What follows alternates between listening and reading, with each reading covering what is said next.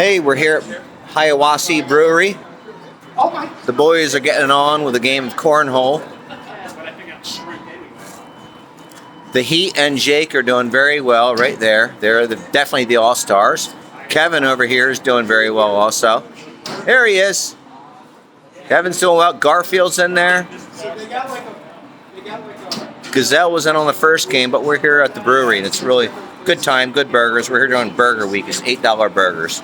So anyway, good time here. The beers are 5 to 9%, and they're $5 to $6 each. We're having a blast. I look better that way, don't I? Anyway, Hiawassee. We're about 11 miles off the trail. We're staying tonight at Around the Bend Hostel. I'll get back to you on kind of like the last few days' events, but this has been a good little oasis here. I didn't intend to come into town very much at all. Really, I have about 8 or 10 trail towns that I wanted to hit. And other than that, I really wasn't planning on anything else. But just the way the social atmosphere is going, I needed a zero. Coming down into Dix Creek Gap, I did have a small calf strain, and I thought, boy, that was just the lucky time because I'm pulling a zero today, and it gives me a chance to. Oh, there's my food. Okay, hold on. Big boy. Perfect. But had a little calf strain, and doing a zero today is going to be a blessing. It's 0.01. Right here at the Georgia-North Carolina line. I already took my photo on the North Carolina side. But today's been a pretty easy hike. We came up out of Dix Creek Gap.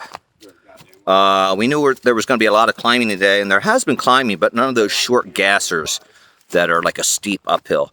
But it's been steady uphill, and I can take that all day long. I'd rather do that than short little gassers that, your legs are screaming, they're fatigued, you're gasping for air. It's like, every 2 steps, inhale, 2 steps, exhale. That's just like a mantra I have to get up the hill.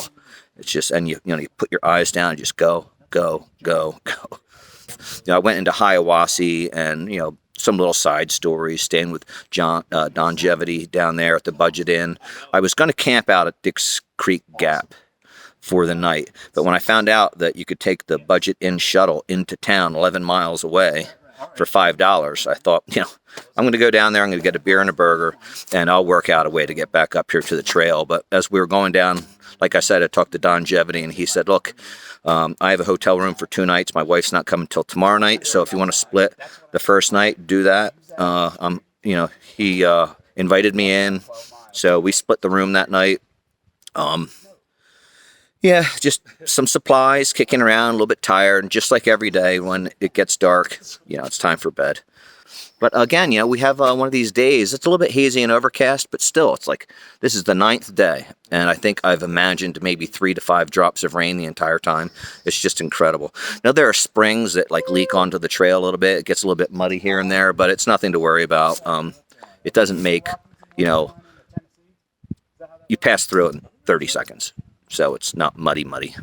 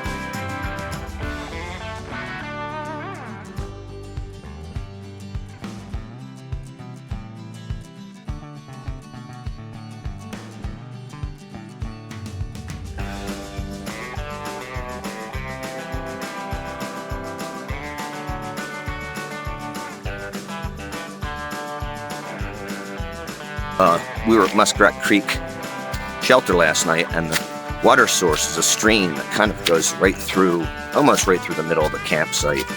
And that's one of those places where I'm kind of glad I brought a little eyedropper of bleach, because, you know, you have these water filters and a lot of them will filter down to 0.1, 0.2 microns. But, you know, if you have a viral load in that stream and you maybe have a compromised immune system or something like that, or maybe not even, you know, you could potentially pick something up. And there's a lot of bear activity in this area. They kind of recommend have what I have, a bear canister. A lot of people have bear bags. We didn't have any problems last night. But, you know, when there's an incident, the ATC has to say something, let you know that the bears are foiling your methods of trying to hang your food in the tree.